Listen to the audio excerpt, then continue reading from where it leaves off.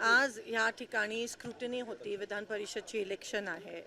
काल आमचा कॅन्डिडेट या ठिकाणी आमचा कॅन्डिडेट आदित्य फत्तेपूरकर महाविकास आघाडीकडून फॉर्म दिला. 10 अधिकृत सह्या त्या ठिकाणी केल्या होत्या आणि आज स्क्रुटिनीच्या वेळेस जो एक ज्यांनी सही केलेली त्याला भाजपच्या आमदारांनी वरून काही इन्स्ट्रक्शन आले असतील. भाजपच्या सगळ्या पदाधिकाऱ्यांनी त्याच्यावर प्रचंड दबाव आणला. त्याला पळवून नेलं, किडनॅप केलं खरं तर, आणि त्याला खोटा ॲफिडेव्हिट ह्या ठिकाणी सादर करण्याचा दबाव आणला की ही माझी सही नाही आहे. त्या माणसाचं आमच्याकडे रेकॉर्डिंग आहे. त्यांनी काल स्वतः आमच्या कॅन्डिडेटला फोन केला आणि सांगितलं की माझी सही घेऊन जा. म्हणजे खूप प्रचंड दबाव आहे. हे रेकॉर्डिंग आमच्याकडे आहे.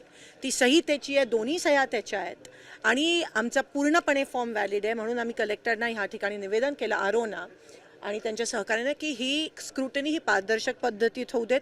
जर त्यांच्याकडे बहुमत आहे तर त्यांना भीती कसली आहे? काय सिद्ध करायचं गुंडागर्दी तुम्ही प्रयत्न करताय?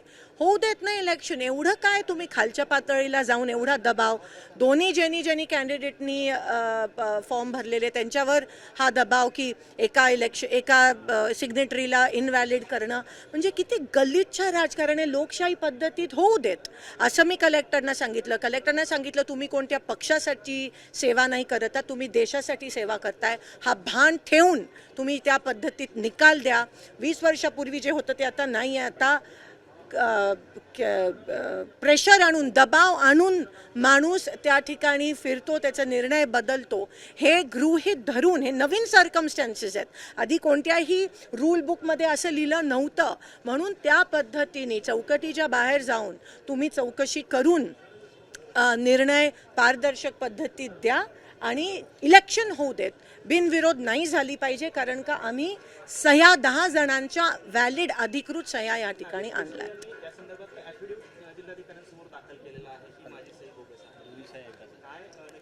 दोन्ही सह्या एकच आहेत. काल त्यांचं बोलणं झालं. आदित्य फत्तेपूरकरजींबरोबर ते गेले 25 वर्ष काम करतायत.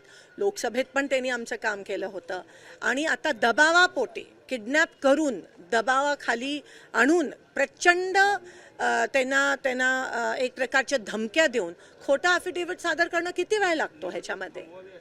100% ह्याच्यामध्ये काय जर तुम्हाला तफावत जाणून आली तर ती निवडणूक स्थगित केली पाहिजे. बिनविरोध होऊ नका देऊ, कारण का हे व्हॅलिड आहे. हे दबावापोटी झालंय, भीतीपोटी झालंय. हे पूर्णपणे निष्पन्न होत आहे आणि म्हणून निवडणूक योग्य त्या पद्धतीत झाली पाहिजे, पारदर्शक पद्धतीत. अर्जाची स्थिती काय? आपला उमेदवाराचा अर्ज बाद झालेला आहे? नाही, अजून निकाल देणार आहेत. निकाल द्यायच्या आधी आम्ही सगळे त्यांना भेटलोय. आमचं हिअरिंग पण त्या ठिकाणी झालंय आणि एवढीच अपेक्षाच करू शकतो कलेक्टरकडून. एक आशेचं किरण आपल्याकडे ह्या देशाचे अधिकारी आहेत जे पारदर्शकपणे होऊ शकतात. ते देश सेवा करतात, ते कोणत्या पक्षाची सेवा करत नाहीत. ह्याचा भान सगळ्या अधिकाऱ्यांनी ठेवावा.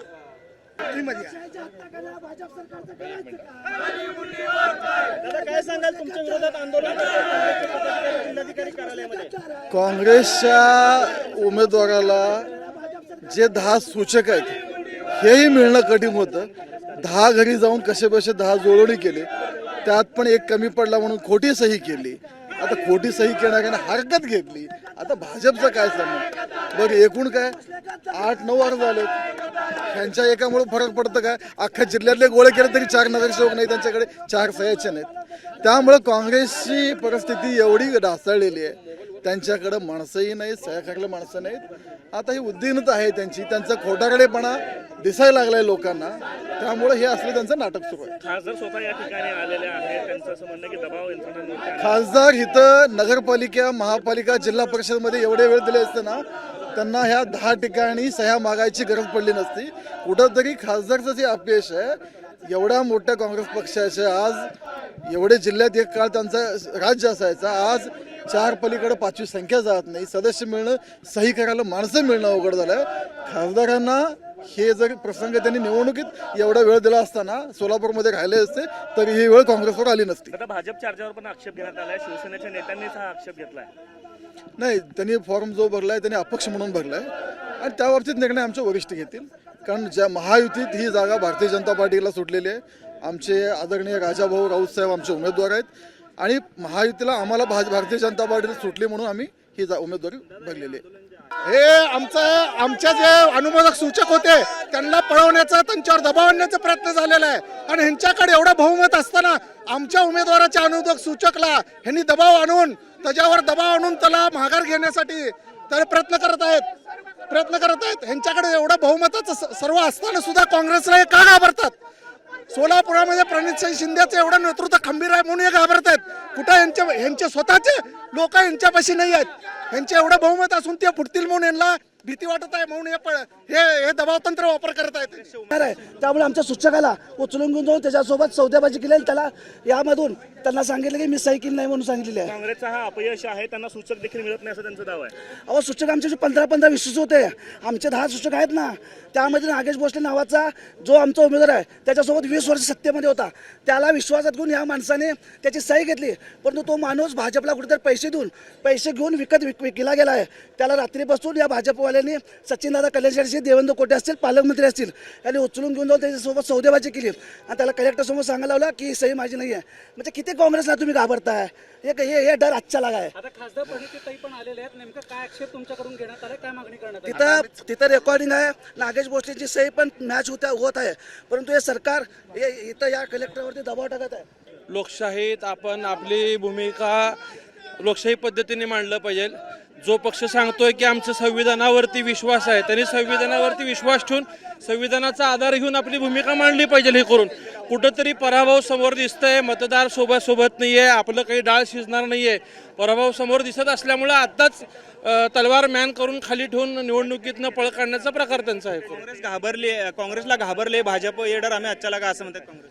घाबरण्याचा काही विषयच नाही आहे. जो घटनेत संविधानात आपल्याला अधिकार दिलाय तो अधिकार आपण त्या ठिकाणी घेऊन आपली बाजू मांडण्याचं काम करतोय. लोकशाहीत प्रत्येक पक्षाला अधिकार आहे. जसं भाजपने घेतलंय तसं त्या इतर पक्षांनी घेतलेला आहे. त्यामुळं आज जे काही त्यांच्याकडनं या ठिकाणी गोंधळ करण्याचा प्रकार सुरू आहे, कुठेतरी त्यांचे पराभव त्यांना मान्य आहे. त्यामुळं आता काहीतरी चित्र निर्माण करण्यासाठी तो केलेला उद्योग आहे. देवेंद्र कोटे त्याचबरोबर पालकमंत्री आणि सचिन कल्याणचे या तिघांनी त्याला रात्री डील केला आणि त्याला पैसे देऊन फोडले असं आक्षेप नाव घेतलं.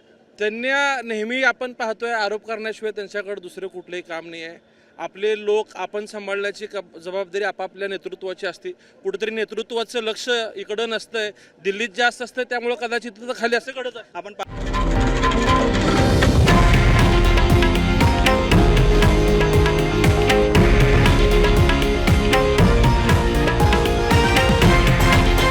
हे आहे देशातील नंबर 1 न्यूज नेटवर्क आणि आपण पाहत आहात TV9 मराठी, एकमेव.